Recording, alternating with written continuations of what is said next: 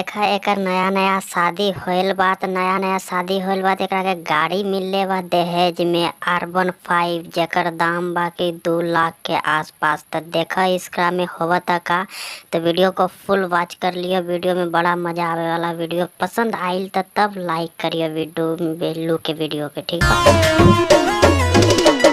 ए जीजा जी काजी साली जी हमारा दीदिया के अच्छा से ख्याल रखिए। ये साली साहब तो का बोला था अच्छा से ख्याल रखे, ख्याल ना रखिए। गाड़ी ले ले पर दहेज में 2 लाख रुपया के लड़का के कम सब मारी ज्यादा ओकर बाप के मारी ह खूब जो ना रखे ख्याल।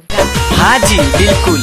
अगर आपको विश्वास नहीं है तो आप भी संगे चलिए, अपना दीदिया का ख्याल खुद रखिए। जीजा जी सालियों के अब साथे में ले जेबू का पहले एक एक ले जाके मजा ला ना, फिर साली के बाद में ले जाइए। तो सैतल सामान है के। हाँ ठीक है कहते हैं। तोरो घरवाली से ज्यादा तो लगा था गर्मी के सर सालिये के चढ़ल बा। ले जा पहले सालिये के पेल दियो।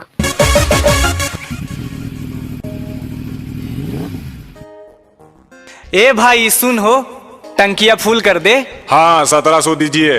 आय पापा। बोले छी आय पापा काहे गाँव में बड़का घास बांस घुस गेलो की रे हैं। बोले जी भाई पापा लेबू गाड़ी R15 दहेज में R15 अभी की हो गेलो। बड़ा तेल देखियो तो रख। कौन टेंशन में जीजा जी घुस। कौन टेंशन में नहीं खे घुसल, जेब में पैसा नहीं खे, गाड़ी पे बैठ गेले R15 दहेज में ले R15 गाड़ी। मुंह लटका के आप कहे रूस गए हैं। मुंह लटका के रूसल नहीं खे, जेब में पैसा नहीं खे, इसीलिए रूसल बा। ठीक बात है। पेट्रोल वाला के बोला के करे के पेल दे। देखिए साली जी ये हम दोनों का आपस का मामला है, आप बीच में मत पड़िए। साली के कहता कि तुम बीच में मत पड़िए। जब पेट्रोल वाला गांव में बांसते ही ना तब साली ये काम में आइए बबुआ। R15 ले R15 दहेज में। बड़ी महंगा हुआ है पेट्रोल।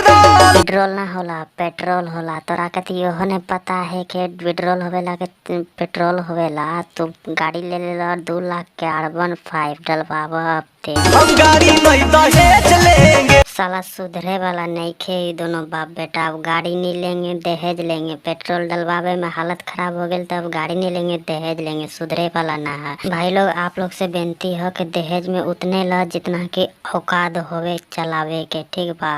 बोलने में और करे में खर्चा करे में बड़ा अंतर होवेला, ठीक बा। वीडियो पसंद होई आइल हो तो लाइक कर दिया। चैनल पे नया सब्सक्राइब कर दिया। इसने सब कॉमेडी वाला वीडियो हमारे चैनल पे मिलते रही, ठीक बा। Bye by.